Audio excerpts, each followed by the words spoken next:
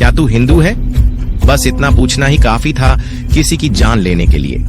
दोस्तों, कश्मीर की वादियों में बहती ठंडी हवा, झरनों की मधुर आवाज और बर्फ से ढकी चोटियां हमेशा से भारत की पहचान रही हैं। लेकिन उसी जन्नत में एक दिन ऐसा भी आया जब इंसानियत को दरकिनार कर मजहबी जुनून ने मौत का नंगा नाच खेला।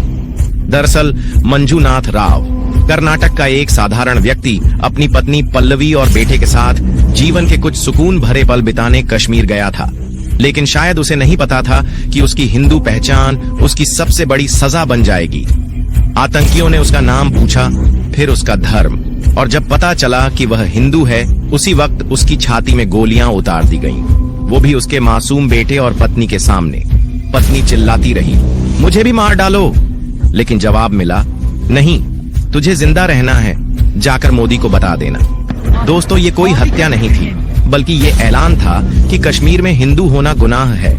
इस घटना में अब तक 28 निर्दोष लोगों की मौत की पुष्टि हो चुकी है और यह संख्या और बढ़ भी सकती है।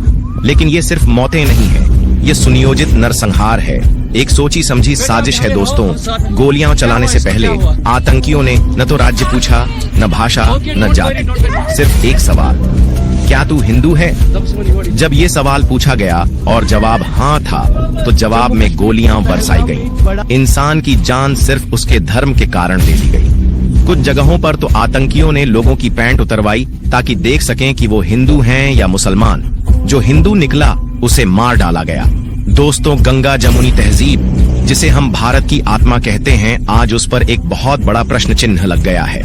आज हम यह बात अत्यंत पीड़ा और शर्म के साथ कह रहे हैं कि आतंकवाद ने एक बार फिर साबित कर दिया है कि उसकी नजर में इंसानियत की कोई कीमत नहीं है।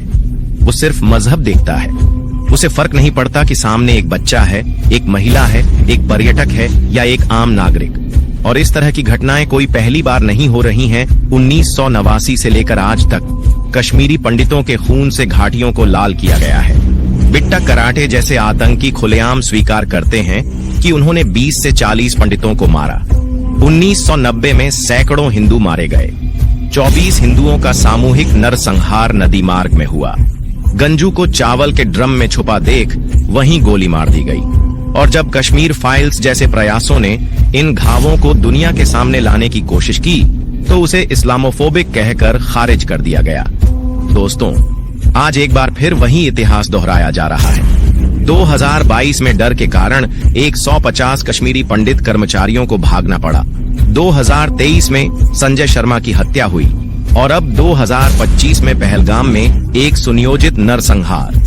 ये घटनाएं बताती हैं कि मजहबी आतंकवाद का जहर अभी भी जिंदा है और पनप रहा है। सवाल सिर्फ आतंकियों से नहीं, सरकार से भी है। सरकार ने धारा 370 खत्म की, नोटबंदी की, सुरक्षा बलों की तैनाती की, मगर क्या यह सब आतंकवाद खत्म करने के लिए काफी था?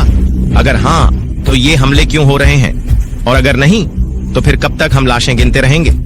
हर बार एक ही स्क्रिप्ट दोहराई जाती है, पहले हमला, फिर निंदा, फिर मौन। मगर इस बार नहीं। इस बार जनता जवाब मांग रही है, बदला मांग रही है। जनता को भाषण नहीं, ठोस कार्यवाही चाहिए।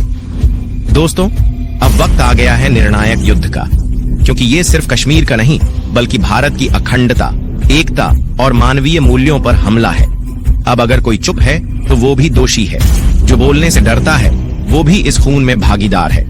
हमें आज भारत के मुसलमान भाइयों से भी यही उम्मीद है कि वे इस मजहबी हत्या का विरोध करें, क्योंकि अल्लाह इंसानियत का धर्म सिखाता है, न कि कत्ल का। जो मजहब के नाम पर खून बहा रहे हैं वे मुसलमान नहीं हो सकते। आतंकवाद को कुचलना अब सिर्फ सरकार का नहीं, हर नागरिक का कर्तव्य है।